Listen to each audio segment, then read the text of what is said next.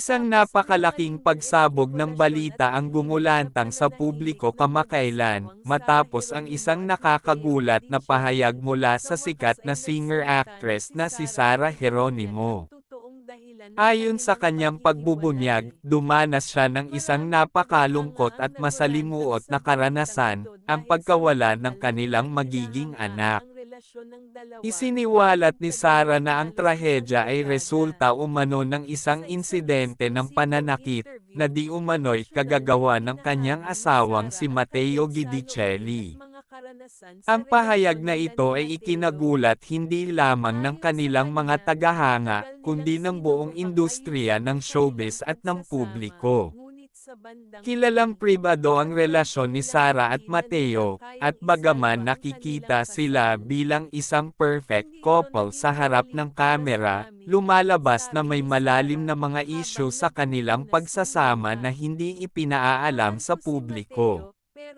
Sa kanilang mahigit na ilang taong pagsasama bilang mag-asawa, ito ang unang beses na may lumabas na ganitong klaseng kontrobersya mula sa kanilang tahanan. Ayon sa mga mapagkakatiwalaang source na malapit sa pamilya, matagal na raw umanong may tensyon sa pagitan ni Sarah at Matteo. Bagamat madalas silang magpakita ng sweet moments sa social media at mga interview, tila nagkaroon ng mga pagkakataon na naging masikip ang sitwasyon sa loob ng kanilang tahanan. Ang revelasyon ni Sarah tungkol sa pananakit ay isang matinding akusasyon na maaaring makapagpabago sa takbo ng kanilang relasyon at maging sa kanilang mga karera. Sa mga detalyeng lumabas, sinabi ni Sarah na hindi naging madali para sa kanya na ipaglaban ang kanyang kalusugan, pisikal, emosyonal, at mental. Dumaan umano siya sa matinding stress at pagdurusa, na nagresulta sa pagkawala ng kanilang anak. Ayon sa mga malalapit kay Sarah, ito ang naging huling pumutok na dahilan upang magsalita siya sa wakas tungkol sa masakit na katotohanan sa kanilang pagsasama. Ang kanyang desisyon na ilantad ang pangyayari ay nagdulot ng maraming reaksyon, hindi lamang mula sa kanyang mga tagahanga, kundi mula sa mga organisasyon at mga personalidad na nagsusulong ng karapatan ng kababaihan. Sa gitna ng isyong ito, marami ang nagtatanong, ano ang nangyari sa perfect love story ni Sarah at Matteo? Maraming mga taga-subaybay ng kanilang buhay mag-asawa ang nagbalik tanaw sa kanilang kilig love story, mula sa kanilang high-profile na kasal na pinag-usapan ng marami, hanggang sa kanilang tahimik na pamumuhay na tila malayo sa mga kontrobersya. Maraming beses silang nagpahayag ng pagmamahalan sa publiko, dahilan upang sila'y ituring na isa sa mga most admired couple sa industriya.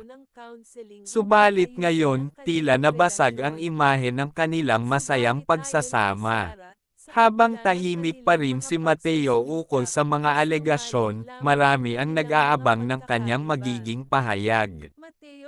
Ang tanong ng lahat ay, totoo ba ang mga akusasyon?